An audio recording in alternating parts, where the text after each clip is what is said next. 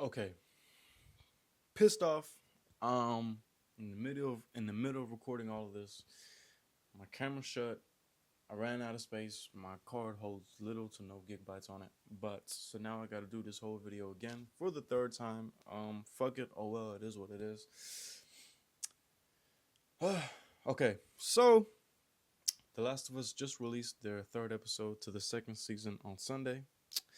People are saying that it was an uneventful episode and that it was boring and that it was boring to them. I tell them shut the fuck up, accept what you're gonna get. Either watch the show or don't watch the show, cause fuck them. They People just hating, like it makes me mad, cause like if you don't like it, don't watch it. Watch something else. Watch Game of Thrones or watch some other zombie shit. Watch The Walking Dead or something. Fuck them. Let them hate. That's what I say. Fuck you, pissing me off. Anyways, the episode. What the fuck? The episode opens up with my my bad. Damn, I kind of went off. The episode opens up with the aftermath of the horde, right? So there's all these dead zombies burning outside of the walls of Jackson. It gives off this red orangey lighting, right? From all the fires, from all the burning zombies, burning corpses, whatever, clickers, all that shit. So they're all getting burnt, crisped, cooked, whatever. And then from there we jump to Joe's watch, and this lady is cleaning him, right? This lady's cleaning Joe, and then shortly after Tommy walks in, and the lady already knew off the rip, let me give Tommy a space, let me give him time to mourn, time to grieve, let me just get out of here and give the room to Tommy. So the lady leaves without even saying anything, without Tommy saying anything. The lady knew what was up, so the lady got out of there. I'm glad she got out of there. And then Tommy walks to Joe's body. Takes a look at his face. I'm not sure why he did that. Mm, I really don't know what that was about. But he takes a look at Joe's face, and then he sits down, and then he continues to clean Joe's body. And then he takes a look at the watch, and then he takes a look at Joe again, and then he tells Joe, "Give Sarah my love." And when he said that, that was so powerful to me. Like that was like for real, seriously, that was deep. That was meaningful. What I don't like was that he had to take a look at a watch. Was that he had to take a look at the watch to be able to tell that to Joe. To me, if to me, I felt like it would have been more powerful if he said that without having to be reminded of Sarah. You see what I'm saying? Like if he didn't have to be reminded of Sarah by that watch and still said that line to Joe, that would have been 10 times more like meaningful, personal, and important. In all aspects. But these people watching the show don't know who the fuck Sarah is, so shut the fuck up, stop hating. I would have known, but they had to be reminded by the watch. I don't have to be reminded by the watch, so fuck them. They ain't even real fans for real, so fuck them. Anyways, Tommy takes a look at this watch, tells Joe, "Give Sarah my love," which was so just deep, personal, meaningful, emotional, all that. And it was enough to make my eyes watery, so I know for a fact it made other people cry. Like that was some powerful words right there. It really was. Like no exaggeration, nothing. That was beautiful. It really was. Do I want to go into that? I guess so.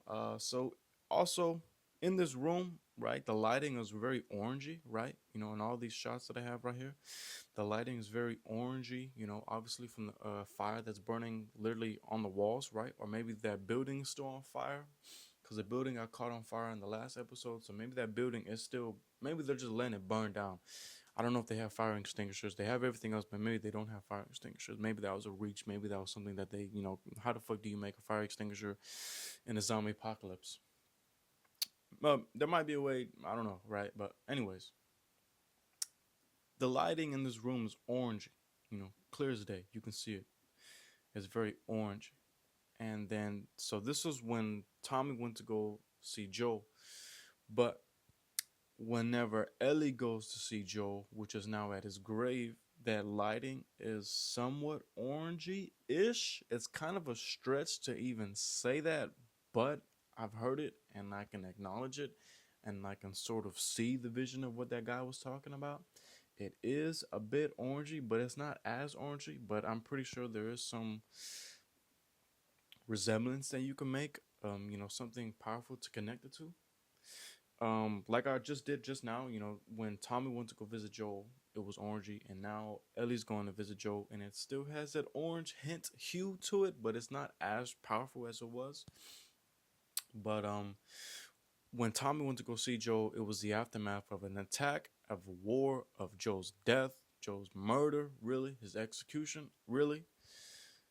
And Tommy's crying, and it was like tears of pain. But here, when Ellie goes to see Joel, she cries as well, but it's like kind of like tears of joy. Not tears of joy, but like I don't know how to explain. But it's not the tears don't come from pain. I feel because she does give us a little small smile.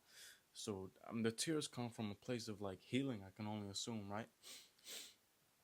Um, but I don't want to talk about this whole scene. I want to go in order of the episode, but that was something that I saw, right? That they made the resemblance of the lighting. It is kind of orange. I do see it.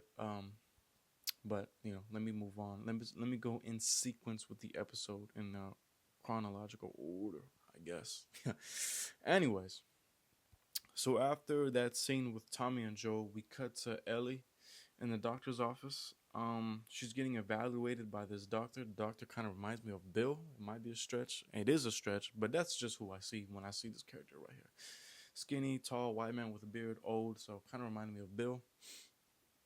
He's getting an evaluation on Ellie on seeing how powerful she can exhale air. I think I'm not a doctor. I don't know what that little machine was that she blew into. Some other people might know. I don't know. I'm not a doctor. Fuck it. On to the next, right?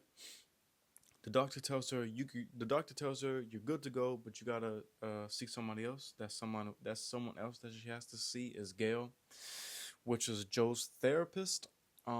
Gail told well, it's really the town's therapist, but it was Joe's therapist, right? But anyway, blah blah. Anyways, Gail asked Ellie about Gail asked Ellie when was the last time she spoke to Joel, and in the show, from what people from what people can I speak? Jeez, I'm stuttering like a motherfucker. From what people in the show saw, the last time Ellie spoke to Joel was when they had that fight at the New Year's Eve party.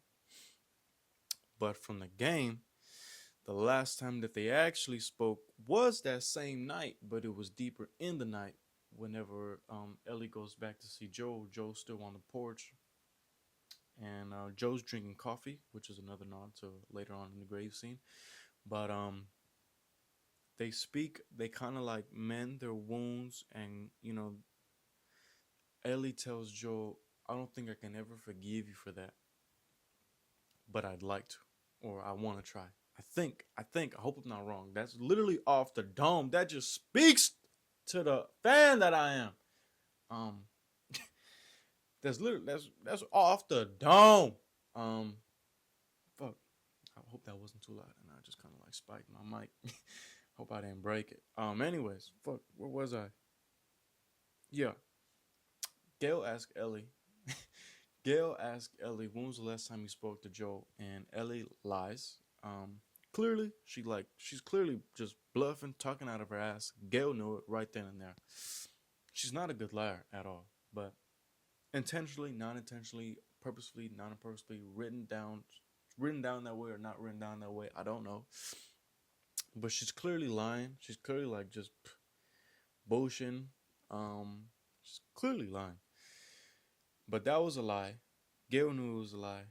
But they go into all this and all that. It wasn't really that important. It wasn't eventful. So Gail's like, okay, you're free to go. Ellie leaves. She kind of like cries on her way out. But from there, Ellie goes to visit, or not visit, but Ellie goes back to her home. And, Joe's gone, and they have all these flowers sitting on Joe's fence, on the perimeter of his house, right? And then she kind of stands in the exact same place where she stood the night of the fight on the first episode. It's just now we're getting this shot in reverse, or not in reverse. How do you say that? we're getting the shot from the opposite angle.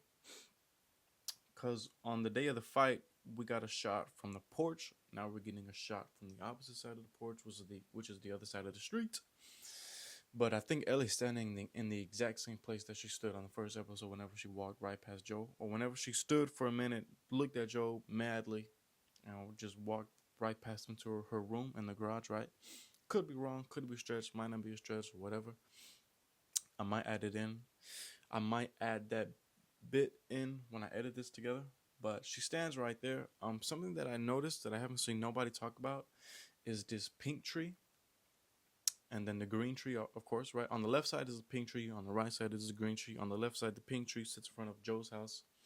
And on the right side, the green tree sits. I mean, it's in front of Joe's house as well, but it's kind of like, the driveway leads to Ellie's garage, and the tree is on that driveway essentially. So the pink tree sits in front of Joe's home, and the green tree sits in front of Ellie's home, right? Essentially, just bear with me. Let me get this out. So the pink tree, to me, I know like there's like some tree in like Asia or somewhere, they call it a sakura tree. That's immediately where my mind went to. Is this a sakura tree? I don't know. It's probably not. I don't know how trees work. I don't know how pink trees work. I'm not one of them people. But I know that the sakura tree has a meaning. I pulled it up right here. This is exactly where my mind went to as soon as I saw this. So bear with me. Let me read out this meaning of the sakura tree real quick. I don't have my glasses on, so hold on. The meaning to that pink tree right here. Let me read it. The sakura's meaning is also contradictory. It symbolizes both life and death, beauty and violence. As the coming of spring promises new life, so the blooming of cherry blossoms brings a sense of vitality and vibrancy. At the same time, their short lifespan is a reminder that life is fleeting. And that kind of like speaks to this episode, speaks to this moment in time in the episode, speaks to this pocket, speaks to what's happening with Joel, and speaks to what's going to be coming in these next episodes with Ellie.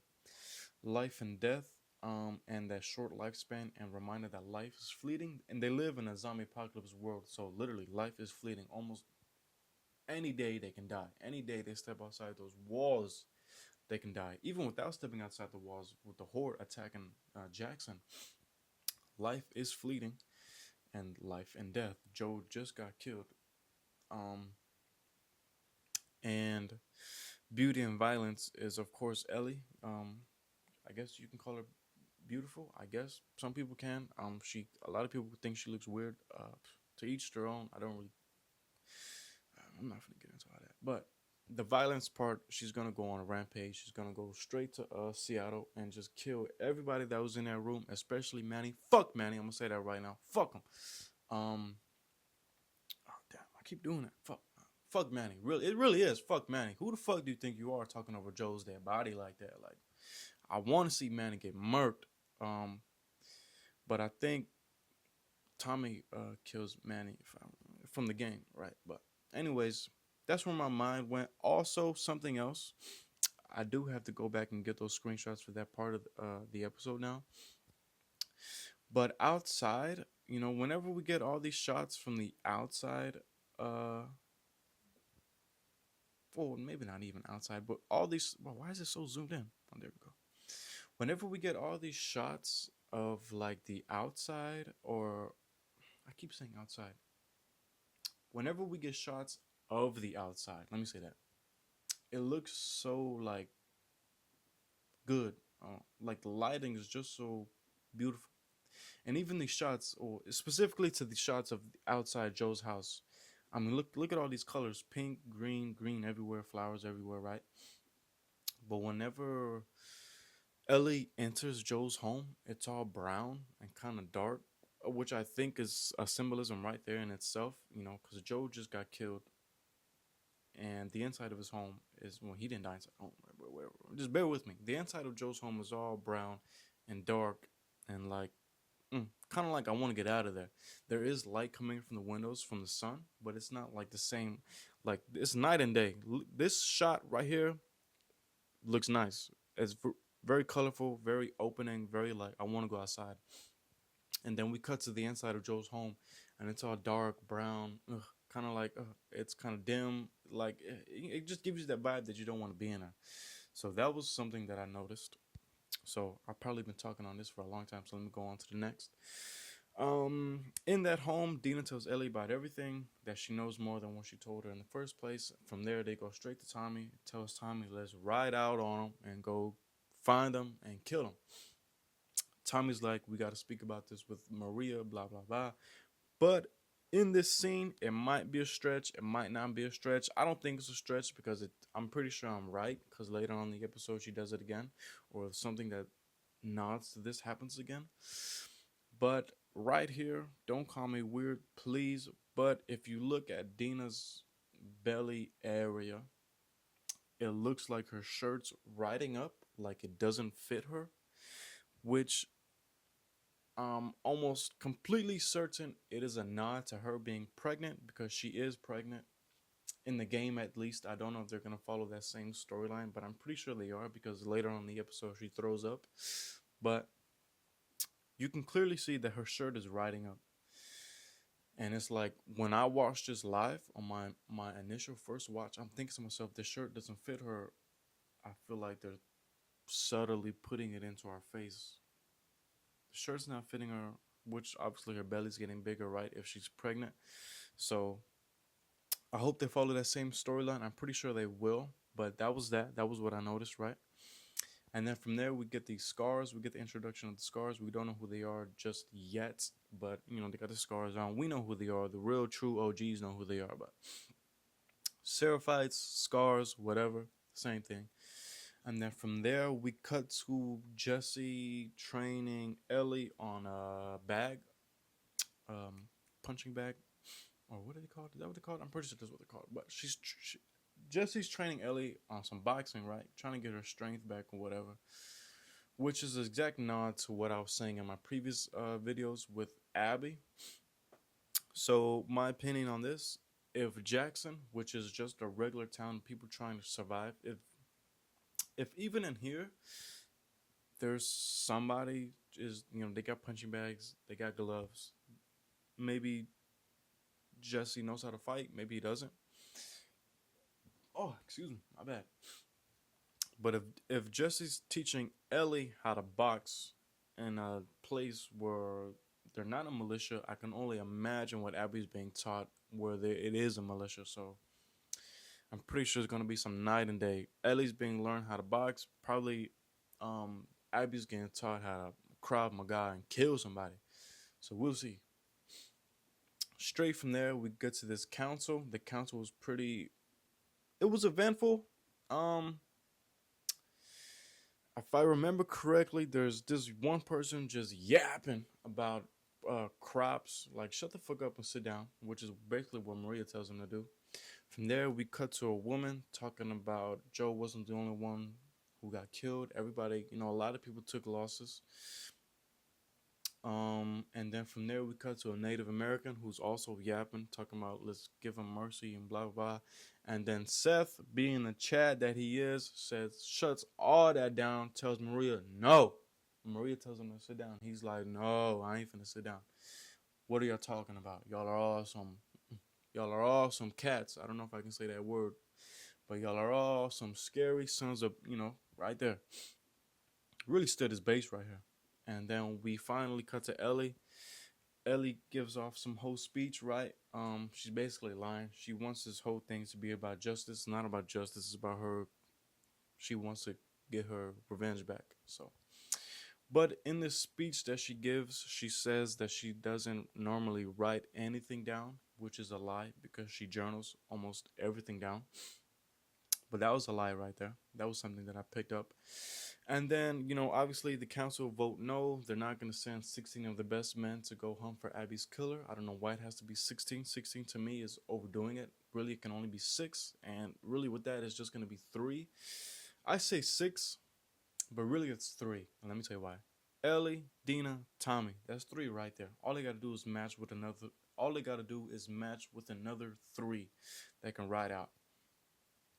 And to me, that was all. To me, that would be all you need. Obviously, you would need a whole, you know, to see how much people that The Wolves have. They got a shit ton, but from here, they don't know that information. They don't know how much people the Wolves have. So to me, 6 people would be enough. 16 is probably what they need, maybe even more. They probably need the whole town. But anyways, the council vote no, so Allie takes it up to her hands to avenge Joe's death.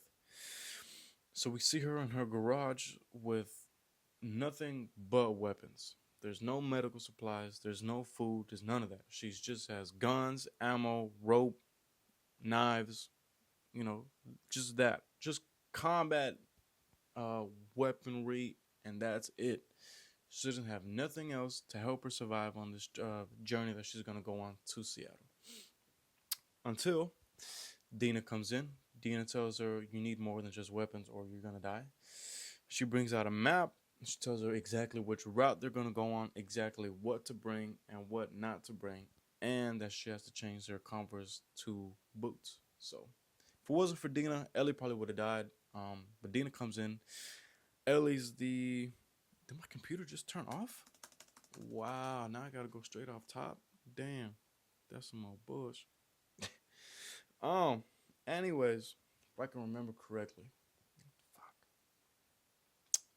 Ellie tells Dina. Well, Dina comes in. They do all that, and then from there they ride out to. From there they leave. Seth helps them leave. They exchange a rifle. Ellie's still like Ellie still doesn't like Seth, but you know they exchange a rifle. They ride out from there to go see. From there they ride 10 miles south to see Joe's grave, and then at the grave, Dina gives Ellie her space to visit Joe's grave alone. So Ellie walks to this grave. She plants down the coffee beans, and then she kind of like puts her palm over the grave and kind of smiles, which to us as the viewer, that was our grieving moment. That was our moment to heal the wound, which was Joe's death, and it was very nice to see. She puts down those coffee beans. She smiles. She lets out a tear, maybe a tear coming from a place of healing. It was a good scene. Again, this is where all the orange lighting comes in again from the opening. But she does that. The coffee beans being a nod to which I'm almost 100% sure or certain it is a nod to the end game moment where Ellie speaks to Joe that same night and he's drinking a cup of coffee. So I'm pretty sure that is a nod to that, which we will see in some flashback at some point later on in this season. From there, they leave and they go on like I think the word is always it's always just one word that I forget. It just leaves my brain. A montage. It's not a montage. Is it a montage? Basically, we get we see we see this journey that they take for them to get this for them to get to Seattle, and they're passing place by place by place. And then it rains. They end up taking shelter in their tent. In the tent, I'm not gonna lie, I thought we were gonna get some girl on girl action, but that's not what we got. I thought they were gonna make out right there in that tent, but they didn't make out. They ended up having a conversation where Dina kind of like pushes and pulls. I think that's the term. She kind of like takes that step forward and then takes a step back. She's kind of like teasing Ellie, really. Dina's a tease, really, 100%. But she's probably pregnant. From there, they go more onto their journey into Seattle, and then finally they go across that same path where the scars were on, but now the scars are all dead. Dina's the one who sees the most of it. She cuts off into the woods where most of the scars were hidden, or wants to go hide, and she sees all of them dead, and the little girl be dead, and then she comes to throw up, which is just what happens in the game right before we find out that she's pregnant. So she's got to be pregnant. There's no way she's not pregnant. She's pregnant. And then from there, they keep walking, but they keep going on the horse. They see a car being like rusted over. And then from there, they finally arrive to Seattle, and we get like this whole like what's that? Like a wide angle shot of the location that they're now in. There's a word to that, but I'm not sure what it is. But we get this whole big shot of Seattle, of seeing nature kind of taking back over of the city. I'm excited to see what the city is going to look like because in the game, nature completely took over the city, and there's trees all over the place. There's nature all over the place, and where in places where nature shouldn't be in the city. So I want to see how they're gonna adapt adapt that portion of the game. How are they gonna adapt the nature taking over the city again? And which the nature has already taken back over the city because we could see like grass and this and that all over the buildings in the background. But from there, we cut to Manny. Fuck Manny, like I said. But from there, we cut to the wolves, and the wolves are going down the street with a tank and like 50 people just walking right behind this tank. So, really excited to see what these next few episodes are going to look like. Um, but that's really it with this video. People are calling it boring. I don't think it's boring. I can see where they're coming from. But if this whole season was released just right there from the start, I don't think people would have the same complaint.